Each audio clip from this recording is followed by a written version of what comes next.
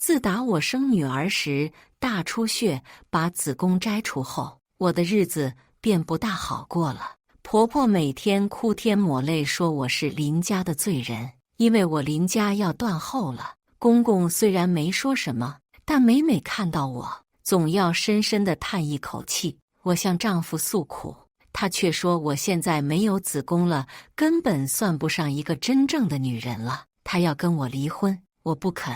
婆婆故意在做饭的时候没拧紧煤气，最后导致我跟女儿一起命丧黄泉。再次醒来，我回到了过去。这次我决定早早远离这惨无人性的一家子，亲情长相守，真情在人间。大家好，我是秋兰，欢迎观看《真情人间》。再次醒来的时候，我发现自己正躺在冰凉的地上，女儿在卧室的床上哇哇大哭，而林阳一家都镇定自若地在饭桌上吃饭。我忽然反应过来，我重生了。上一世因为我死活不肯离婚，林阳他妈气急败坏，想出了一个馊主意。他故意把全家人都支出去，又借做饭之由把煤气偷偷打开。当时我因生病正在床上休息，并未发觉。就这样，我跟女儿因为一氧化碳中毒死在了家里。我死后，灵魂并没有消散。我亲耳听见林阳他妈说：“你们可别怪我，要怪只能怪你不离婚，都没有子宫了，还赖在我们家不走，这不是故意让我们家断后吗？这下好了，老的小的都死了，等把他们埋了，我就给我儿子再娶个听话的黄花大闺女，到时候多生几个大孙子。”虽然天网恢恢，疏而不漏，林阳妈最后还是因为故意杀人坐牢了，可我和女儿的命却永远都回不来了。我死不足惜，可女儿她才3岁，那么天真可爱。她来到这个世界上后，还没有感受过爱和美好，就因为窒息死了。如今重生归来，我发誓我一定要好好保护女儿，尽早离开林阳这没人性的一家。想到这里，我赶紧起身去看床上哭着的女儿，因为哭的时间长，女儿稚嫩的小脸已经憋得红彤彤的了。我赶紧给她冲了一瓶奶，喂她吃下，又抱着她哄了许久，她才缓过来，慢慢睡着了。看着女儿糊了一脸泪痕的小脸，我终于想起来，这是女儿6个月的时候，因为我没有像林阳一家期许的那样生下男孩，且又因为大出血摘除了子宫，之后再也不能生孩子了。林阳一家都觉得我和女儿是个累赘，因此不肯为我们花钱，也不肯照顾我们。我只好自己拖着病体照顾女儿。几个月下来，我的存款也花得一干二净，眼看着女儿的奶粉就要到底了，我就想着这次先让林阳把钱出了，毕竟女儿不是我一个人的，他也是孩子的父亲。可他却说，女儿不过就是个小丫头片子，又不是儿子，哪里配吃几百块钱一罐的奶粉，喂点小米粥，饿不死就行了。我不敢相信，认识了这么久的丈夫竟是这样的一个人。虎毒况且不食子，可他却要如此对待一个几个月的婴儿。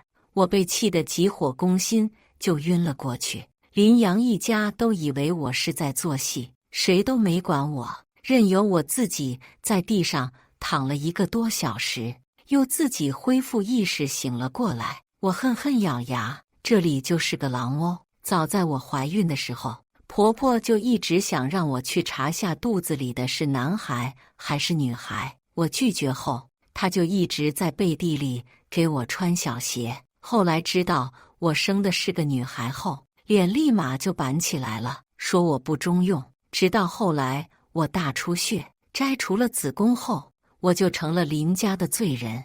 婆婆每次心情不好，都说是因为我生了女儿晦气，连累的一家子都不好了。以前我只以为公婆对我有所不满，但只要丈夫愿意爱我护我就好。可今日我才知道，原来他也因为我不能给他生一个男孩而心生怨怼。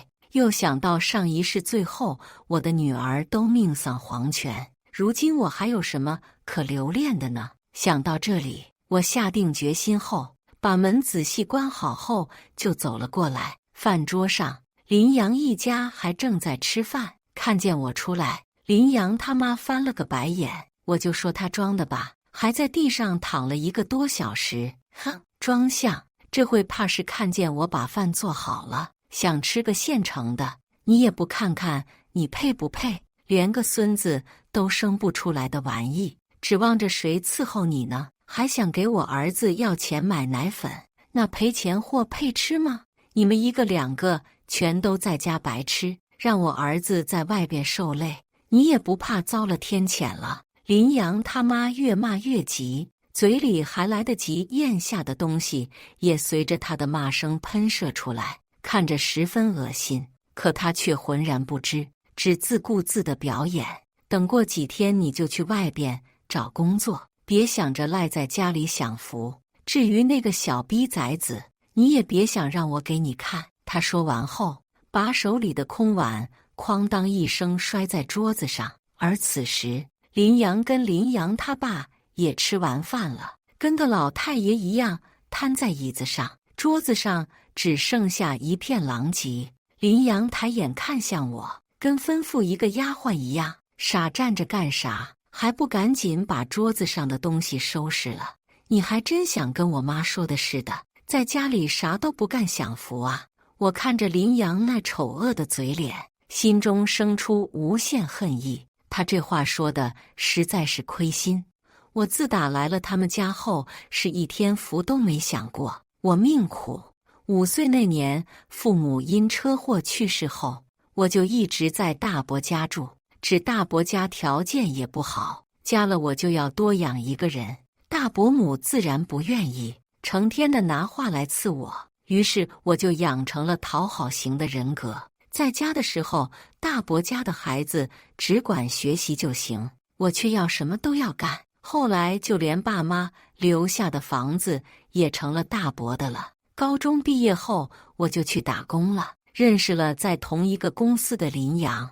那时候他幽默风趣，人也高大帅气，对我也好，我不能免俗，渐渐的就动心了。他说家里穷，没有钱，我就懂事的没要彩礼和3金，只草草的跟林阳领了个结婚证。结完婚后，林阳就说他爸妈年纪大了，为了他付出了许多，现在该养老了，我就承担了所有的家务。即便我加班晚上8点到家，他们一家人还都是坐在沙发上等着我来做饭。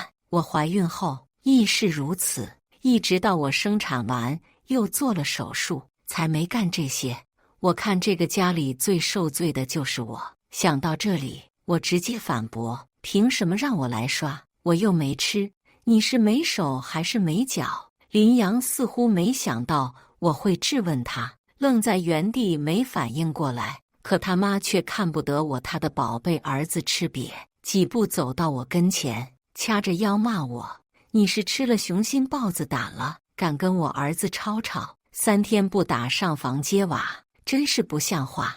而此时林阳似乎也反应过来了，觉得在他爸妈面前丢了面子，对我的态度更加恶劣，就要硬拉着我的胳膊让我去收拾东西。我让你收拾就收拾，废什么话？反了你了！看着他们这一家人的丑恶嘴脸，想到以往受到的委屈，实在忍不住了，伸手狠狠一挥，把桌子上的残羹剩饭扫到了地上，盘子碗摔到地上，发出尖锐的声音。林阳一家都愣了，似乎没想到一向软弱可欺的我竟真的学会了反抗。林阳妈立马就坐在地上，拍着大腿哭诉：我命苦啊，别人家是娶了媳妇伺候老人，我们家是娶进来一个祖宗啊，连个孙子都不会生，还给我们老2口气受，我不活了。林阳是个妈宝男，再加上他妈这么一挑唆，立马就要上手来打我，我也不是好惹的，回头就冲到厨房里，拿起菜刀挡在身前。行啊，不活就不活了，反正我被你们欺负的也不想活了，我跟你们同归于尽。来呀！我狠狠挥了2下，或许是我披散头发，眼睛通红的模样确实可怕。林阳他妈也不哭了，麻溜地从地上起来，藏在了林阳的身后。林阳他爸神色也不淡然了，浑浊的眼睛里透露了几丝心虚，而林阳被他爸他妈挡在身前，两腿站立，却嘴硬道：“张小慧，你他妈是不是疯了？你个疯子，连个儿子都生不出来，你有什么资格跟我嚷嚷？我要跟你离婚！”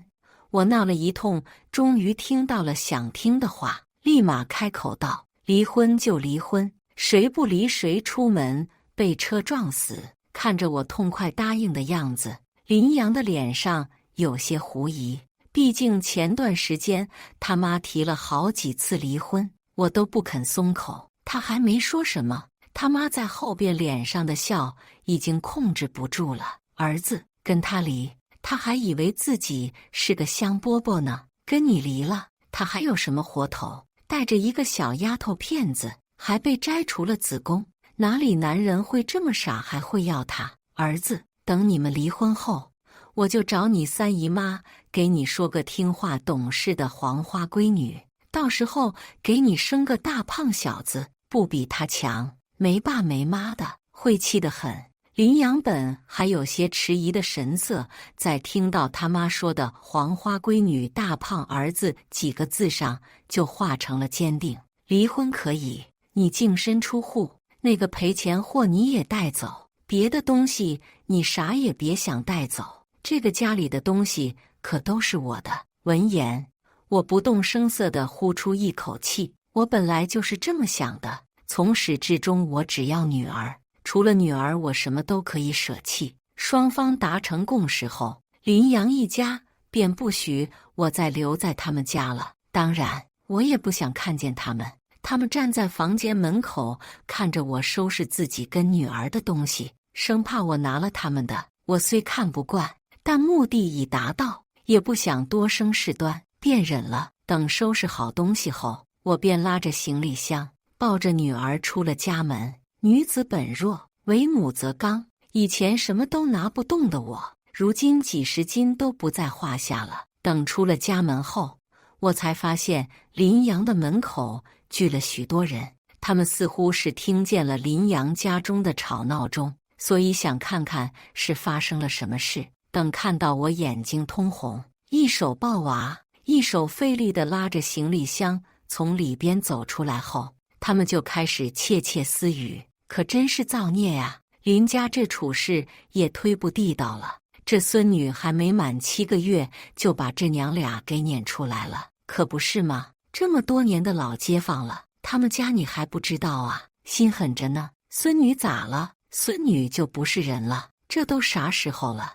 还搞重男轻女那一套呢？邻居们正说着，林阳妈从房间里出来，掐腰站在楼道里，开始大骂：“关你们屁事！用你们胡咧咧！这可是我们老林家的事。她生了个赔钱货，又没了子宫，以后再不能生了。我儿子跟她离婚，那是天经地义。要是换到你们身上，说不准你们早把她赶出家门了，还搁这当圣母呢。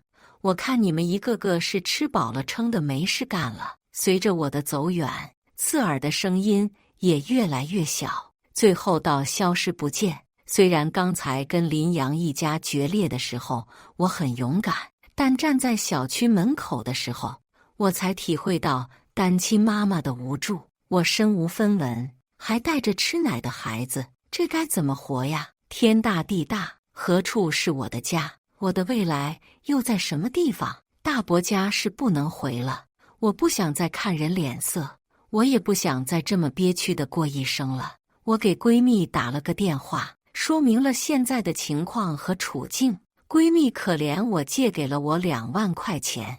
我拿着这2万块钱去租了间民房，虽然空间不大，但是有厨房，也有独立的卫生间，对我们来说还算是不错的。女儿很乖，我带着她忙忙叨叨的，她也一直没有哭，只瞪着大眼睛来回看，看着女儿样子，我又想哭了，但我忍住了。如今我并不是我自己，还是女儿的依靠，我要坚强。第2日，我抱着女儿去民政局跟林阳登记。民政局的工作人员看到我的惨样，又看到林阳吊儿郎当的样子，险些丧失表情管理。偏偏林阳还看不出，惹得众人给了他好几个白眼。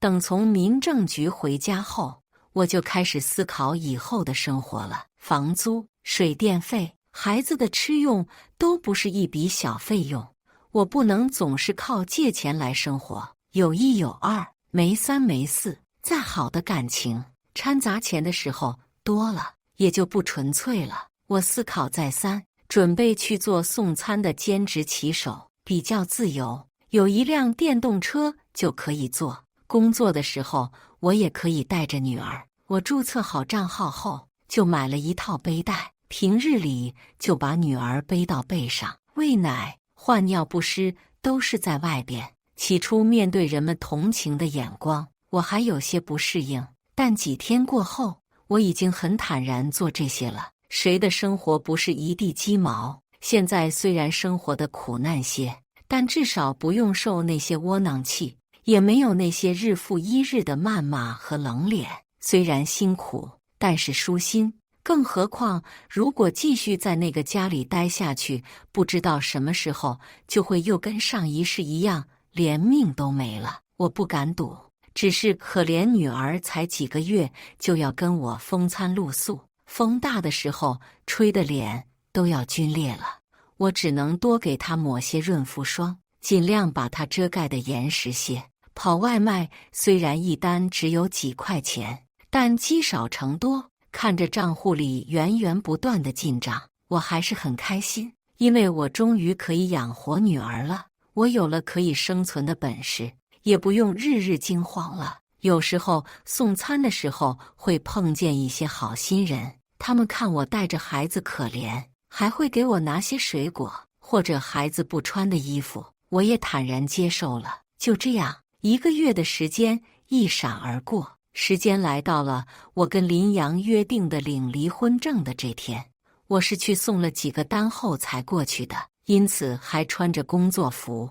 当林阳一家看到我穿着外卖骑手的衣服，还背着孩子的时候，都瞠目结舌。等领完离婚证后，我正想走，林阳他妈却拦住了我，在一旁奚落道：“我还以为你多硬气呢，原来现在在跑外卖呀！也是。你也没啥本事，能干个啥？也只能干这些体力活，也不嫌丢人。”他说着，在地上吐了一口唾沫。他这一操作，惹怒了周边的人。虽然大家或是来领结婚证，或是来领离婚证的，但都是体体面面的，没有一个像是林阳这般，把自己的爹妈都带了过来。就算带过来，也没什么，但他们也太缺德了些。竟然对着刚离婚的媳妇说这种话，一边是孤零零的一个女人，还带着几个月的孩子，一边是个大男人，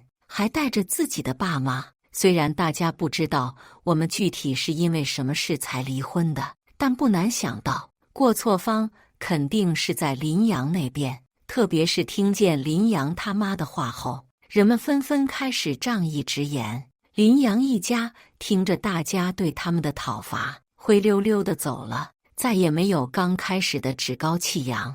这只是我生活中的一点小插曲，我自然不会放在心上。但也是拿到这个离婚证后，我的心里才终于心安下来。林阳见到自己的亲生女儿，连句问候都没有，他的狠心可见一斑。我庆幸跟他分得清清楚楚。现在的我还是重复着以前的生活，睁开眼就要去送外卖。所幸女儿很懂事，也很少哭闹，我待她很省心。就在这样的日复一日里，我还清了闺蜜的欠款，还攒了2万多块钱，而女儿也学会了喊妈妈。每当快要坚持不住的时候，看着女儿的笑脸，我总会生出无限勇气。其实，在跟女儿相依为命的时候，不是没有过难处。大冬天的时候，天气不好的时候，下大雪大雨的时候，我最害怕。我既不舍得停歇半刻，却也不舍得女儿跟我一起受苦，每次都会纠结很久。好在我挺过了那段时间，迎来了光明的曙光。因为我的情况特殊，工作的时候被人拍了下来，发到了网上，还被评为了最美骑手。评论区里有许多人骂我说，穷人就不该生孩子，也有许多人夸我说我再苦再难都没放弃孩子。我都不在乎，重活一世。我早已学会不在乎别人的眼光。房东阿姨看我一个人带孩子实在辛苦，几次三番劝说我应该再找一个男人。我默然，再找一个男人干啥？帮我养孩子吗？房东阿姨总是说我还年轻，总不能一个人带着孩子过一辈子吧？等以后孩子年纪大了，也有自己的生活了，陪在自己身边的不还是那个伴吗？现在趁着年轻再找一个，再生一个，不也挺好吗？眼看着房东阿姨总是隔三差五地提这事，我只好坦言，我现在没子宫了，以后再也生不了孩子了。房东阿姨愣了许久，又念叨我可以找一个带孩子的搭伙过日子。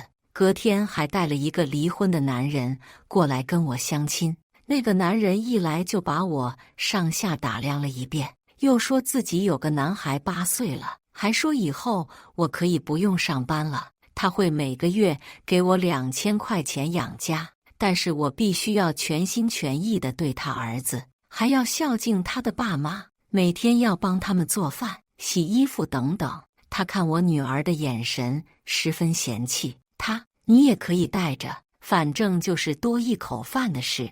到了18岁就嫁出去，还能挣一笔彩礼钱，也不算亏。我可去他妈的吧！我看他不是想找老婆，而是想找保姆，而且就算当保姆，也没有2000块钱的保姆。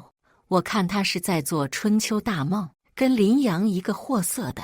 我找了个理由就拒绝了，房东阿姨就有点不高兴了，说我要求高，人家不嫌弃我就好了，我还看不上人家。后来房子到期后，我就换了家，没再租这个了。我特别不喜欢这种把身边的女孩子当成资源一样的介绍给别人。女同志应该有选择单身的权利，更何况低质量的婚姻还不如高质量的单身。还好后来换的这家房东比较有界限感，只要按时打房租，基本不管我的事，我也乐得自在。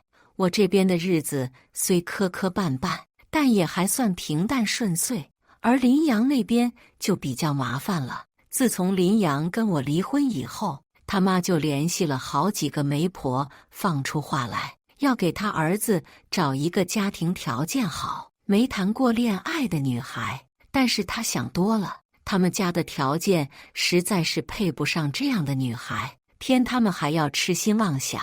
林阳他妈时不时的就要去媒婆那串门，要人家给他儿子介绍，但同等条件的有更好的选择，显然是看不上林阳。林阳是个妈宝男，本来听了他妈的话还等着跟美女相亲呢，结果1个月2个月的过去了，连个人影都没看见。他怒了，于是林阳他妈只能更勤快地去找媒婆，还真给他相了个各方面很不错的女生。林阳去见了，但只相处的1个礼拜，女生就撤了，因为女生的父母打听到了林阳刚离婚没多久，且离婚的时候没要孩子，而且孩子才几个月就离了，听说还是因为重男轻女。女生爸妈心疼自己女儿，便不许自己的女儿跟林阳在一起了。这下鸡飞蛋打了。林阳妈知道后，在小区里用喇叭狠狠骂了2天。她觉得是小区的邻居们透露了她儿子的丑事，所以她儿子才会被女方分手。因为这事，他们家的名声在小区里更坏了。偏他们不知道，还以为大家不敢跟他们对上，嘚瑟得很。就在这样的日月如梭里，林阳始终没有相到一个合适的对象，不是他看不上别人，就是别人看不上他。直到1年后，他偶然认识了一个漂亮女生，那女生家境还蛮好，是个城市独生女。那女生不嫌他离过婚，愿意跟他相处，也可以跟他结婚。他不要房也不要车，只要18万8的彩礼和5万块钱的3金。这其实也是一个正常的要求。本来林阳爸妈是不同意的，但林阳被鬼迷了心窍，没办法，林阳爸妈妥协了，把他们的老本都拿出来了，还在当地最大的酒店办了婚宴，赚足了面子。林阳他妈不止一次的炫耀，他儿子娶的是漂亮的富家女。他说，等他儿媳妇生下孩子后，以后女孩家里的钱全都是他们的。还说，别看他儿子离了1次婚了，但还是有年轻的小姑娘扒上来，只是想法很美好，事实却很残酷。那女孩只跟林阳结婚了3个月就要求离婚，而且也不跟林阳过夫妻生活了，还独自一个人去了外地工作，死活不回来。林阳一家这才惊觉自己是遇到骗婚的了，就要求跟那女孩离婚，且要求退还彩礼和5金。可那女孩根本不理他，到后来甚至联系都联系不上了。林阳一家气不过，就去法院起诉了。最后虽然离婚了，但是彩礼并没有全部归还，只归还了1半，而那5金更是连影都没看见。加上办酒宴的钱和婚庆的钱等等，只花了半年的时间，林阳一家就损失了10几万。林阳一蹶不振，工作也辞了，每天就在家玩游戏睡觉，1个月也就出去了几回，还被人打了。他们怀疑是那骗婚女干的，但是也没有证据。反正他们家是吃了个闷亏，很是败兴了几个月。几个月后，林阳妈又满血复活了，还发誓要给他儿子找个能实在过日子的。但是因为林阳已经离过2次婚了，实在是不好找。最后找到了一个同样离过1次，带着一个男孩的女人。这女人倒是个过日子的人，但性格很强硬。林阳在她面前跟个小鸡仔一样的，根本不敢造次。就连在那个家里说1不2的林阳爸都被他赶出去，去别的小区里做保安了，更别提林阳妈了。每天被媳妇督促着洗衣服、做饭、看孩子，把我之前干的那一套全都干了个干净。他再也没时间去外边说闲话、摆弄是非了。其实日子如果这样过下去，也并非不可以。但是变故出现在那女人跟林阳结婚的1年后，那女人坐牢的前夫被放出来了。从此以后，林阳的媳妇就不只是林阳的媳妇，还是大哥的老婆。林阳一家都敢怒不敢言，因为那大哥是见过血的，他们生怕自己也被抹了脖子。就这样，他们一家再度沦为小区的八卦中心。林阳没有得到一个大胖小子，媳妇虽然怀孕了，但是却不是他的，他也只能忍气吞声。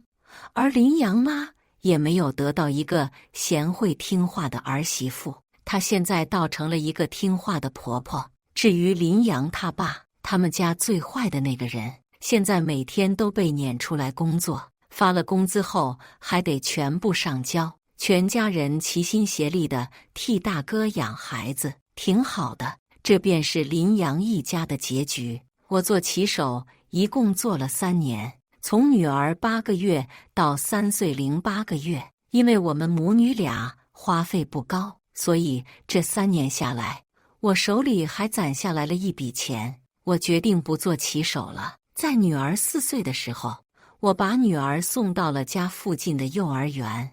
从此就开始了我的第2份工作，我在卖早餐。我住的地方是个城中村，大部分都是外地来务工的人员。我会在每天早上做了早餐后，到地铁门口去卖。刚开始生意并不好，但我没有气馁，一日一日的坚持，最终把早餐摊做了起来。就这样，我又坚持了2年，终于攒够了开店的钱。我在街上另了一家小店，专门卖面条，因为味道好，价格也不贵。我的生意一向很好，别看只是一家小店，但其中的利润还是很高的。只几年的时间，我就首付了一套小房子，还雇了几个店员。我在这个城市算是扎下根了。闲暇的时候，我都会陪着女儿，因为生在一个不完整的家庭，我很怕女儿缺爱，变成一个没有安全感的孩子，或者变成讨好型人格。但还好，女儿一直很开朗，性子也很硬。在学校里有人欺负她，她会立马反击回来。她总说，虽然她没有爸爸，但妈妈给了她双倍的爱，所以她一点都不害怕。她也很孝顺，懂得心疼我，有什么好吃的总要给我留着。对此，我也感到很知足。这些年也并不是没有过男人向我示好，但总归有这样或者那样的问题。因为带的是女儿，我总要想得多一些。就这样想过来，想过去，我的年纪也来到了40岁，宝贝女儿也上了大学。我一个人时常有些孤单。就在这个时候，有个人出现在我的世界里，是个脾气很温和的男士。曾经有过一次婚姻，多年前妻子病逝后，一直单身到了现在，也有一个女儿，也在上大学。